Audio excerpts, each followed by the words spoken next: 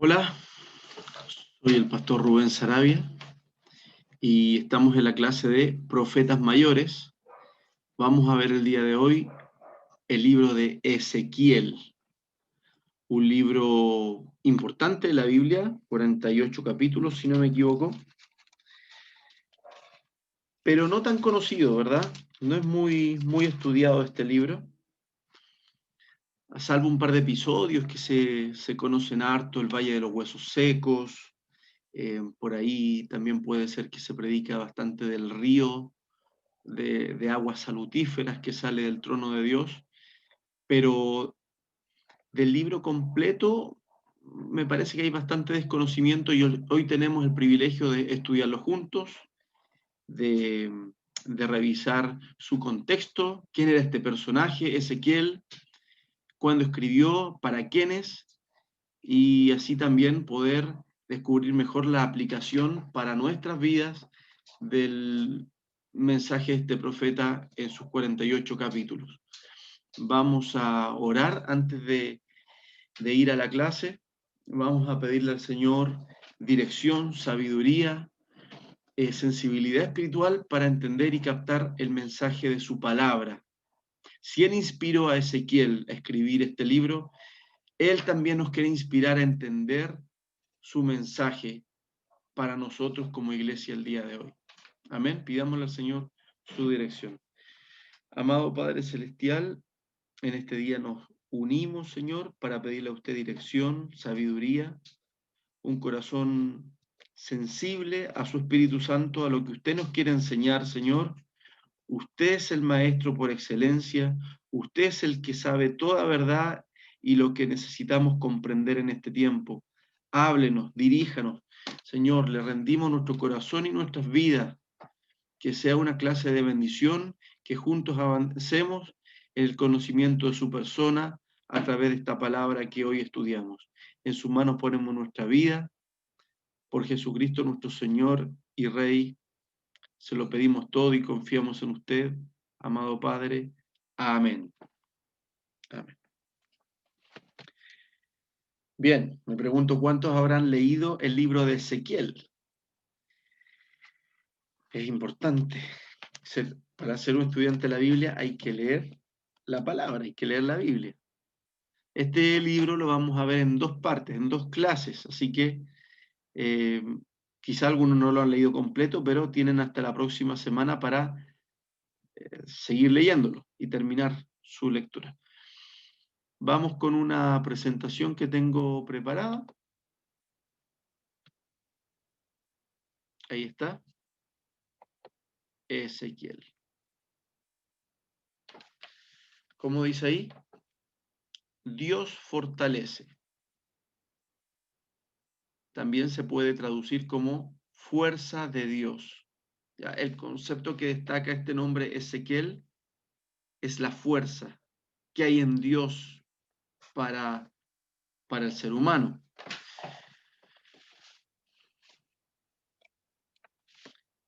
Ezequiel fue un profeta en el exilio.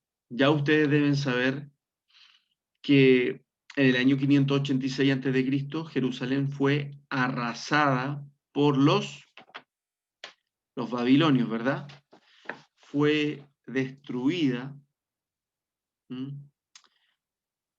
El templo, no quedó nada de él. Obviamente mucha gente fue muerta y otros fueron llevados al cautiverio, al exilio en Babilonia. Y estando en el exilio, al profeta Ezequiel le va a tocar dar la palabra de Dios. Ahí en el número 1 yo puse hijo de, quizás difícil acordarse de quién era hijo, pero ahí en el capítulo 1, versículo 3, Ezequiel se presenta y nos dice que su padre era Buzi. Véalo usted para que lo complete, lo escriba en su cuaderno. Ezequiel, hijo de Buzi. ¿Sí? Ahora, puede ser más sencillo recordar familia de quién es, de qué tipo de familia es él. Ya la pregunta nos puede sugerir, Ezequiel es de familia sacerdotal, familia levítica. ¿Mm? Interesante, tocándole el ministerio, ¿cómo se dice? Sacerdotal, le toca ser profeta de Dios, porque no puede ejercer el sacerdocio si está en Babilonia, si ya no hay templo, pero es llamado por Dios a dar la palabra. ¿Son incompatibles estos dos ministerios? Depende de la situación, depende del contexto, pero en rigor no lo son. Se puede ser sacerdote y profeta. ¿Usted se acuerda de alguno? ¿Conoce alguno en la Biblia que fue sacerdote y profeta? Quizá alguno pensará en Jesús, no está mal, aunque él no era de la tribu de Leví, pero dice Hebreos que él es nuestro sumo sacerdote y era un vocero, un profeta. Juan el Bautista era de familia levítica, ¿verdad? Su padre fue sacerdote, por lo tanto, ¿fue profeta también? También, cumple con los dos. Pero en el Antiguo Testamento, alguno quizás pensó en Samuel, está bien, Samuel, profeta y sacerdote. ¿Qué otro? ¿Habrán más? Sí, Jeremías. Claro que en el caso de Jeremías, él dejó de lado el oficio sacerdotal y se dedicó solo al oficio profético, ¿verdad? Aquí en el caso de Ezequiel, él no tiene que renunciar al oficio sacerdotal, pero no tampoco lo puede ejercer ya que están en cautiverio. Así que Ezequiel, en rigor, es sacerdote y profeta. El punto 2, fue llevado cautivo en el año 597. Se calcula que él tenía ya casi 25 años. Ahí aparece entre paréntesis, dice segunda D. Eso es segunda deportación. Ustedes deben saber, como estudiantes de la Biblia, los que han estado junto conmigo, que hubo 3 grandes deportaciones, 3 exilios masivos de judíos desde su tierra hacia Babilonia. La primera fue en el 605. Es cierto, la ciudad todavía no caía, la ciudad de Jerusalén, pero los babilonios ya tenían el control de esa zona. ¿Mm? Tenían el dominio. De hecho, ¿qué consolidó el dominio babilonio sobre toda la zona de Medio Oriente? Fue la derrota de Egipto en la batalla de Carquemis, también en el año 605. Por lo tanto, con esa victoria, toman la hegemonía, el dominio de todo el territorio y ya entran con toda libertad a un país más pequeño como era Judá y se llevan una cantidad de cautivos en la que sepa usted que en esa primera deportación, estoy hablando del año 605, los babilonios se llevaron, entre otros, a Daniel. ¿Se acuerda del profeta Daniel? Se lo llevan cautivo a Babilonia, siendo un jovencito. Daniel y sus amigos, ¿verdad? Ananías, Misael y Azarías. ¿Se recuerda de ellos? ¿Conoce su historia? Eso fue parte de la primera deportación y quedan allá en Babilonia por el resto de su vida. Entonces Ezequiel es llevado en la segunda deportación en el año 597, como aparece ahí, y hubo una tercera deportación ya cuando Jerusalén fue tomada por completo en el año 586. Dice el punto 3 que Ezequiel profetizó aproximadamente desde el 593 al 571, o sea, durante 22 años Ezequiel entrega su mensaje profético a los cautivos judíos que están en Babilonia, pero también vamos a ver que el libro tiene muchos mensajes a otras naciones. Otros profetas también lo hicieron, entregaban mensajes a las naciones. Jeremías, Isaías lo hicieron, ¿verdad? Entre otros. Bien. Número 4. Ezequiel es uno de los profetas que claramente vemos que estuvo casado. Eso se puede corroborar en el capítulo 24, versículo 18. Pero su esposa murió al comienzo de su ministerio. ¿Qué le parece? Triste, ¿no? Marcó su vida y con mayor razón se dedicó a esta vocación a la cual Dios lo llamó, a ser el portavoz de su palabra, de sus mensajes. Veámoslo, veamos el 24:18.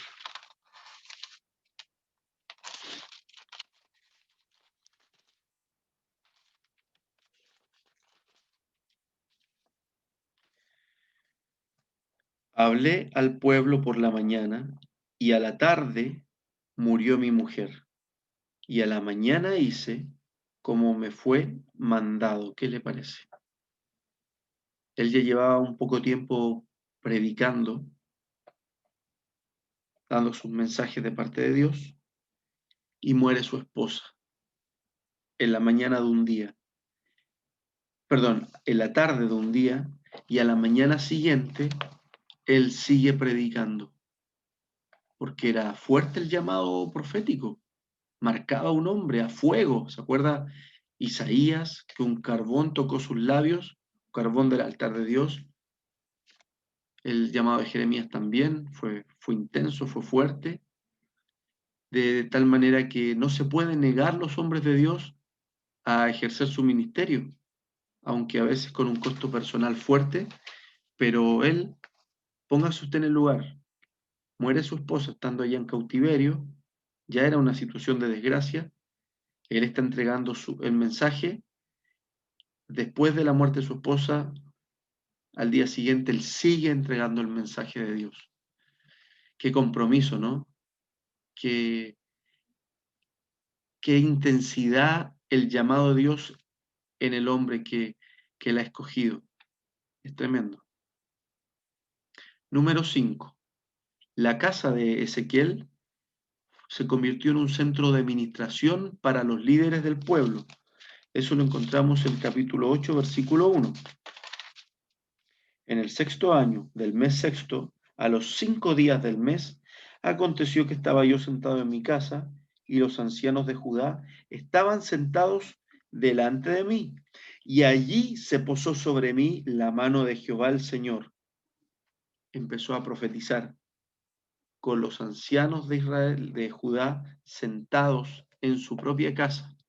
Vino el Espíritu de Dios y él les empezó a hablar, de tal manera que su casa se convirtió en un centro de administración. Tengan en cuenta, los judíos están cautivos, ya no tienen el templo que era su gran lugar de reunión. ¿Dónde reciben palabra? En este caso, por, por la providencia de Dios, en la propia casa del profeta. Ya que no hay templo, la casa del vocero de Dios es el lugar donde se recibe el mensaje. ¿Qué le parece? Como que ahí naciera una especie de concepto de iglesia, ¿no? O para las formas judías, como que empiezan a surgir las sinagogas y los historiadores han estudiado que efectivamente durante el cautiverio en Babilonia es que surgió la práctica de las sinagogas, de que los hombres judíos se reunían en la casa de alguno y ahí recibían palabra, reflexionaban en torno al mensaje de Dios. ¿Qué mejor que la casa de un profeta? Para los judíos un sacerdote, pero también un profeta de parte de Dios, un mensajero de Dios. No sé si le da la importancia que esto tiene. Parece un hecho casual, fortuito, pero resulta que si no tienen el templo, ya no están en Jerusalén, no están en cautiverio, no están con la libertad de levantar un templo, de pequeños templos en Babilonia. Sería absurdo tener templos en Babilonia. Pero sí pueden haber lugares de reunión que son las propias casas, nos recuerda a la iglesia primitiva que se reunía en casa, y este hombre de Dios, este siervo de Dios que era Ezequiel, profetiza libremente, su casa. Y esos hombres reconocen alguna gracia de Dios, alguna autoridad para escucharlo. Y así empiezan a surgir las sinagogas, donde los rabí judíos, que son los maestros en la palabra, enseñan al resto de sus compatriotas en esa condición de exilio, de estar contra su voluntad allá en Babilonia. Lo que hemos estudiado que los judíos le llaman Galut Babel, ¿verdad? El punto 6 es importante tener en cuenta que Ezequiel ministró en forma paralela a Jeremías, que Jeremías estaba en Jerusalén, ¿verdad? Estamos diciendo que Ezequiel fue llevado en la segunda deportación, año 597. Jeremías en Jerusalén está en pleno ministerio profético con la gente de allá. Y Ezequiel está en Babilonia a partir del año 597, ministrando a sus contemporáneos en el cautiverio. ¿Ya? Bueno, ahí dice, y ministró en Tel Aviv, no confundir con el Tel Aviv con B corta, que ha sido por muchos años la capital de Jerusalén moderna. Este es un Tel Aviv con B larga, que queda, o quedaba más bien dicho, en Babilonia, y está muy cercano al canal Quebar. Quizá a alguno le suena el río Quebar, es lo mismo, es lo mismo. De hecho, Ezequiel en el capítulo 1, versículo 1 dice, aconteció en el año 30 del mes cuarto, a los 5 días del mes, que estando yo en medio de los cautivos junto al río Quebar, el río Quebar, que los cielos se abrieron y vi visiones de Dios. ¿Qué tal?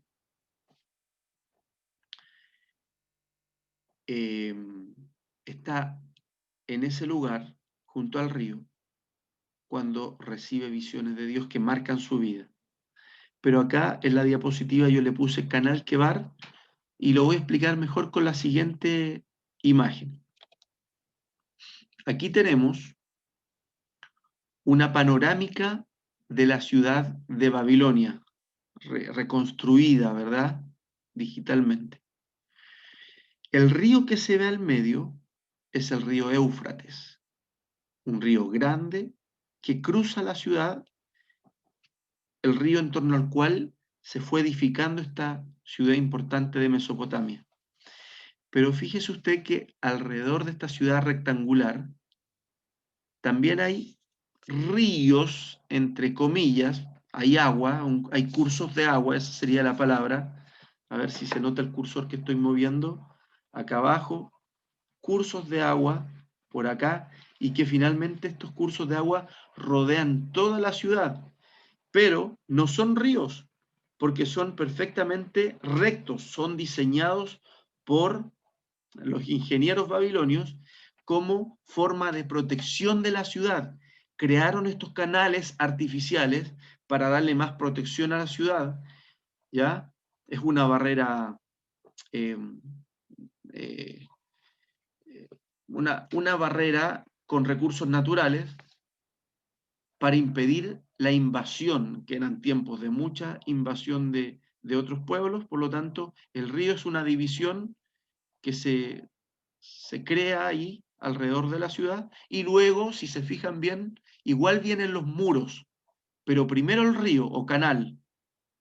Uno de estos canales que rodea la ciudad sería el canal Quebar, ¿ya? Uno de esos.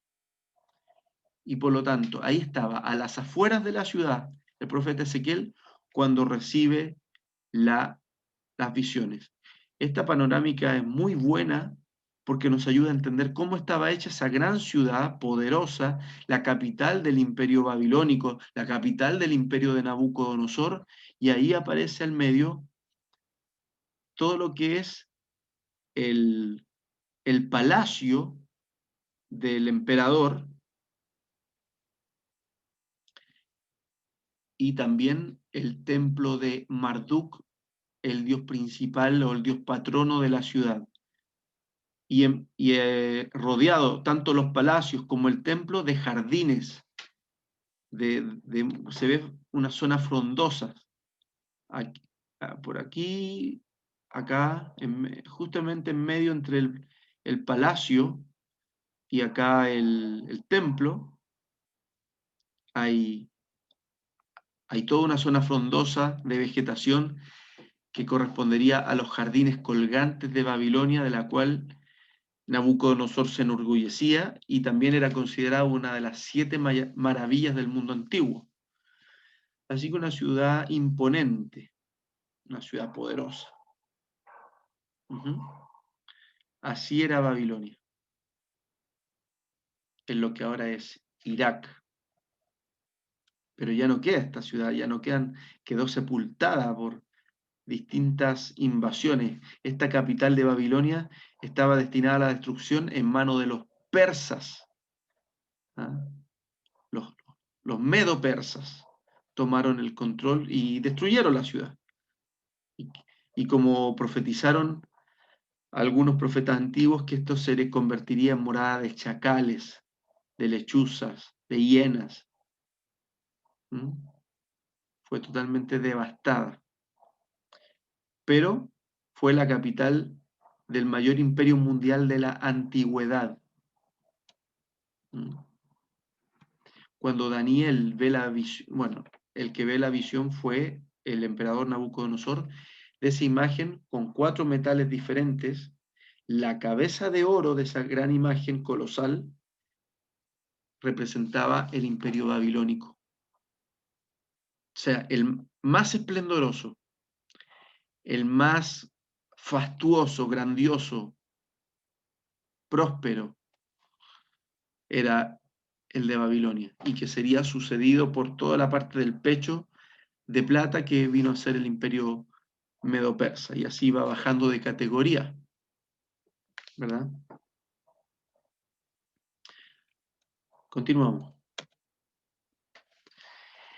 Esto es muy importante procurar aprenderlo. El libro tiene una división básica, aquí vemos en 3 partes.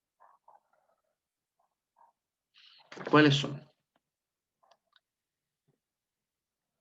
Del capítulo 1 al 24 hay una denuncia, acusación contra Judá e Israel. O sea, contra el pueblo de Dios. Israel como país ya no existía, pero a los ojos de Dios se entrega este mensaje contra el pueblo de Dios que fue infiel, ¿verdad? Que pecó reiteradamente pese a la advertencia de los profetas, y por eso llegó la destrucción, tanto a Israel primeramente como a Judá después. Nosotros nos acordamos cuando estudiamos Isaías, Jeremías, y los profetas menores también, tienen una división natural, la mayoría de los libros de los profetas, en 2 partes. La primera de denuncia o acusación, denuncia del pecado, y la segunda parte de consolación. Algunos se recordarán de los que son mis estudiantes en el seminario. Y ese esquema básico, Ezequiel también lo presenta. Vemos que la primera parte es denuncia hasta el capítulo 24, y fue la primera parte en ser escrita. Luego viene oráculos o profecías en contra de las naciones extranjeras. Y esos mensajes también son de denuncia, pero aquí entonces estamos hablando de las naciones extranjeras. El capítulo 25 al 32. Y fue escrito entre el año 587 al 571. La tercera y última parte es futura restauración de Israel. Son profecías de esperanza, mensajes de consolación. La gloria futura que ha de venir a la tierra, el plan de Dios se va a cumplir.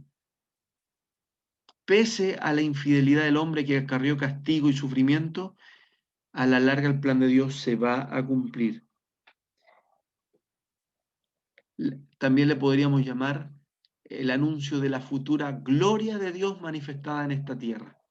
Y eso está de los capítulos 33 al 48. En toda esa porción del 33 al 48 destacan los últimos 8 capítulos que todos giran en torno al templo, a un nuevo templo de Dios sobre la tierra. Ya que el templo de Jerusalén fue destruido, Dios anuncia un nuevo templo, pero especial, sublime. Y esta última parte fue escrita en el año 585 al 573 antes de Cristo. ¿Ya? Primero denuncia tanto a Judá como a todas las demás naciones, del capítulo 1 al 32, lo estoy así como resumiendo. Y después, consolación o profecías de la gloria futura, esperanza, los últimos 15 capítulos, del 33 al 48. Qué interesante que los profetas tienden a escribir con esas dos partes. Cuando usted da un mensaje de parte de Dios, ¿le ha pasado alguna vez que da un mensaje y tiene esta distinción de dos partes? Usted puede predicar haciendo primero un énfasis en la denuncia del pecado, el llamado al arrepentimiento, advertencias de juicio, todo eso está relacionado y va muy bien en una primera parte, pero no deberíamos quedarnos solo, como se dice en buen chileno, en tirar las orejas, en llamar la atención, en retar. El reto es parte del amor y es importante, pero si queremos ser bien ecuánimes, si queremos dar la palabra no parcial, sino que completa, es bueno que ese reto, ese llamado de atención, se complemente con esta segunda parte que es dar esperanza, dar anuncio del cumplimiento de los planes soberanos y gloriosos de Dios con la humanidad, con nosotros. Dios, así como castiga, también consuela. No consuela primero y después castiga. Yo creo que primero advierte, llama al arrepentimiento, si es necesario castiga. Pero así como castiga, también se compadece y también consuela, también alienta, también da ánimo, da esperanza. Cuando usted predique, mi hermano, mi hermana, cuando usted dé un mensaje a otro, aun cuando evangelice, procure tener las dos partes, llamado al arrepentimiento y también sembrar esperanza en la gloria de Dios que se va a manifestar. Así el mensaje está completo. Amén. Estamos con esto, la división básica del libro, compartida por casi todos los profetas. Vamos. Tengo este esquema sacado de la Ryrie Study Bible en 5 partes. Y es un esquema bien básico para comprender el contenido del libro. Primero, cuando Dios llama y comisiona a Ezequiel para el ministerio. Y eso lo encontramos del 1.1 al 3.27. ¿Ya?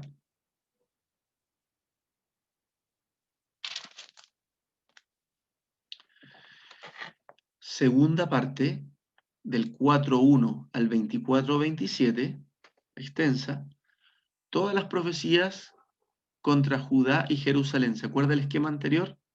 La denuncia que llega hasta el 24. Aquí estamos especificando que va del capítulo 4 hasta el final del capítulo 24. Todo eso son profecías contra Judá y Jerusalén. Aquí se cumple otro principio bíblico, que el juicio comienza primero por la casa de Dios. ¿Se recuerda usted que la Biblia lo dice? Primero por los que están dentro de casa, por los que son el pueblo de Dios. Después juzga a los otros. A veces, a veces por ahí, algunos cristianos son muy buenos para juzgar hacia afuera a los inconversos, a los que están en pecado, pero no ven ni una falta en los mismos cristianos o en su propia vida. Y como Jesús enseñó, primero saca la viga de tu propio ojo, la viga de tu propio ojo. O sea, enfócate en ti mismo, en arrepentirte, en humillarte. El juicio comienza por la casa de Dios. El juicio comenzó aquí por Judá, Jerusalén, Israel. Y así se va a todas las naciones vecinas después. Ahí está en la parte 3 del capítulo 25 al 32. Número 4, las profecías de restauración de Israel. Bien, lo que les decía, hay castigo para el pueblo de Dios, pero hay también promesas de restauración. Y el mismo Ezequiel que anunció el juicio contra Judá y Jerusalén, contra Israel, también del capítulo 33 al 39, les está anunciando que Israel será restaurada. Aunque, como hemos dicho en clases varias veces, el remanente, hay un remanente de Dios que será restaurado. No son todos por el simplemente hecho de llevar un apellido judío, sino que el remanente de Dios o el remanente de Israel que Dios tiene tomado.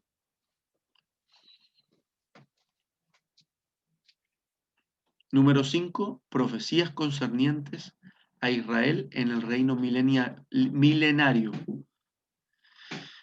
La gloria futura, los planes escatológicos de Dios. Esto está en los últimos 8 capítulos y por lo tanto también apuntan hacia el futuro de que Israel sigue siendo parte del plan de Dios. Cosas hermosas Dios hará con ellos y con todas las naciones también. ¿Se acuerda que Isaías dijo, mi casa será llamada casa de Dios para todos los pueblos? No es la casa de Israel para Israel, es para todos los pueblos de la tierra. Qué hermoso eso, ¿no? Maravilloso.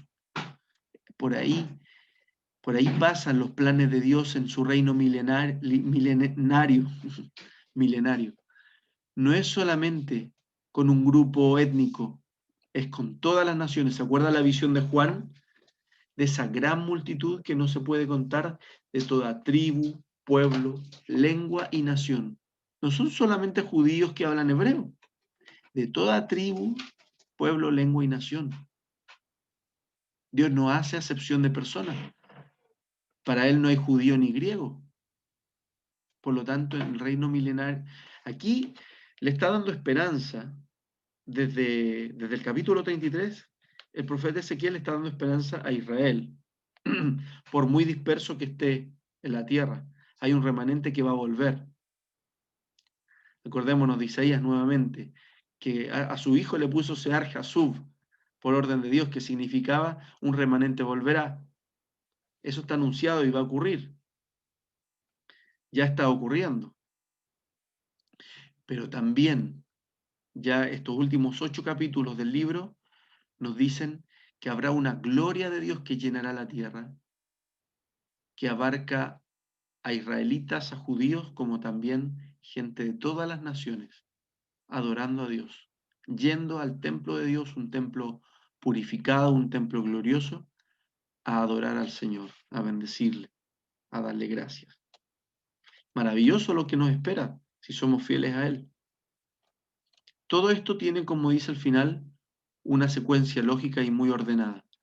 Llamamiento de Ezequiel, profecías a su propio pueblo, el pueblo de Ezequiel, los judíos, luego a las naciones extranjeras, las palabras también de denuncia, de juicio, pero luego la restauración para Israel y también la restauración para toda la tierra.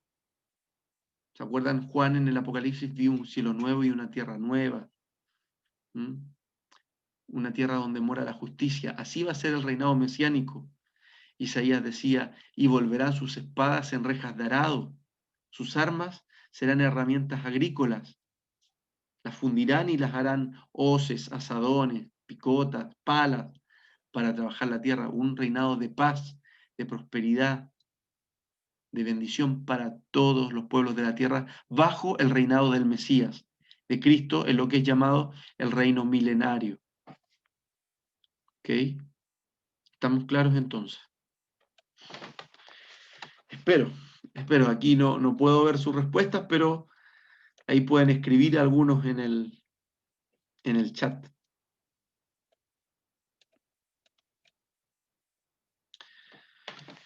Este libro es muy especial. Ezequiel, como ningún otro profeta, recibió órdenes de dramatizar sus mensajes y de hacerlos didácticos. Su palabra no era simplemente hablar, tenía que representar, tenía que hacer acciones, raparse la cabeza, acostarse en el suelo, distintas acciones que Dios le mandaba, hacer una maqueta con barro. Y también, aparte de las acciones que él hace, recibe visiones, que tiene 4 visiones principales. Es un libro en el cual destacan estas visiones, como es del 1 al 3, del 8 al 11, en el 37, capítulo 37, del 1 al 14, y del 40 al 48. Este es un profeta que destaca por esa habilidad, si se puede decir, o facilidad para tener visiones. Una representación gráfica que quizás no la ve con ojos físicos, pero con ojos espirituales, él está viendo algo que puede describir. En eso, este libro se parece mucho a Apocalipsis, y por ahí son bastante parecidos en lo complejos, porque las visiones son complejas. Se está viendo algo inefable, algo que no se puede escribir con palabras, pero lo que están viendo, ellos procuran describirlo para que podamos entender. Y es difícil, pero por eso hay que pedirle dirección al Señor, que su Espíritu Santo nos guíe y nos dé entendimiento, porque nuestra mente racional, ¿cómo va a describir cosas inefables, cosas celestiales, la gloria de Dios? Usted lee la visión de Ezequiel sobre la gloria de Dios y trata de imaginarse esas ruedas que giran en todas direcciones, que tienen ojos por dentro y por fuera, y que usted va leyendo y no entiende si avanzan hacia adelante o hacia los lados, o a todos lados al mismo tiempo. Es muy difícil de representar. Hay dibujos que tratan de mostrarlo, y quizá usted en su mente ha tratado de recrearlo, porque no solamente están esas ruedas, están los 4 seres vivientes también, con 6 alas y con ojos por todos lados y con rostros que parecen cambiar, que no son los mismos, cabeza de buey, de león, de águila, de hombre. No es fácil, no es sencillo. No es sencillo para el que lo ve explicarlo, no es sencillo para el que lo lee entenderlo. ¿Qué es lo que está tratando de expresar? Se imagina que usted que ve, un ciego le pide, explícame el color verde. Un ciego de nacimiento le pide que usted le explique el color verde. Usted puede decirle cosas, pero ¿cómo le explica cómo es el color verde? No es nada de sencillo, es complicado, ¿verdad? Eso ocurre con las visiones de Ezequiel o las visiones de Juan en el Apocalipsis. Y no las vamos a entender racionalmente, sino que espiritualmente. Seamos sensibles al Señor. Hay 12 actos simbólicos que están ahí, son bastantes, ¿verdad? Los podríamos ir viendo en algún momento. Y hay 5 parábolas, interesante. Parábolas, lecciones objetivas, narraciones de episodios. Que Jesús también hizo uso de tantas parábolas en su ministerio. Aquí este profeta ocupa 5. Por lo tanto, 4 visiones principales, 12 actos simbólicos, 5 parábolas, arman un cuadro bastante rico en recursos, en figuras, en imágenes, pero no fáciles de comprender, ¿verdad? No fáciles de interpretar, especialmente las visiones, porque los actos simbólicos no es tan difícil. Y las parábolas sí tienen su grado de dificultad, pero las visiones son lo más complicado. ¿Por qué? Porque decía que está viendo cosas inefables, o podría decirse indescriptibles, pero él está haciendo su mejor esfuerzo por describirlo. Como le dije, el color verde a un ciego, ¿cómo lo describo? Y hay cosas más complejas que esas todavía. Una vez nos hicieron el ejercicio, haga un manual, un instructivo, mejor dicho, de cómo andar en bicicleta. No sé si suena fácil, puede ser, pero usted empieza a escribir y no es fácil porque ya, siéntese en el asiento de la bicicleta, mirando hacia adelante, sus manos en el manubrio, una mano en cada lado, ponga sus pies en los pedales de ese impulso y empiece a pedalear. Eso más o menos, pero si usted le dice solo eso, que es lo básico, la persona se va a caer, a menos que tenga mucha habilidad, ¿verdad? ¿Cómo le explica el tema del equilibrio a la persona y del impulso? ¿Con qué fuerza andar si es su primera vez? ¿Va a estar con miedo? ¿A usted no le pasó cuando éramos chicos? Algunos cuando grandes. Entonces puedes describirle toda la parte muy, muy técnica y muy mecánica. La mano aquí, la otra mano acá, sentarse ahí, los pies en este lugar, moverlos así. Eso es muy mecánico. Pero hay algo que no es mecánico. ¿Cómo avanzar equilibradamente? Eh, es, eh, si me está captando bien, esa parte del andar en bicicleta es casi indescriptible, porque demanda una soltura, una confianza, un equilibrio natural, pero va a siempre sonar fácil decirlo y en la práctica no es nada de fácil. Entonces, está describiendo cosas indescriptibles, que además estamos hablando aquí de algo no terrenal, es la gloria de Dios. Cosas eternas, cosas gloriosas. Por lo tanto, no es nada sencillo, es todo un desafío para él escribirlo, para Ezequiel, y para nosotros, mayor aún, entenderlo correctamente, pero con el Espíritu Santo, que dijo Jesús, Él os guiará a toda verdad. Podríamos, haciendo el paralelo, el Espíritu Santo les enseñará a andar en bicicleta. Con Dios se puede, ¿verdad? Lo que parece difícil, con Dios se puede. Confiando en Él, dejándonos guiar por Él, siendo perseverantes en Él, con Dios se puede. Entender la palabra e interpretarla de manera correcta. Bueno, ya estamos en el momento de irnos a un break, hacer una pausa.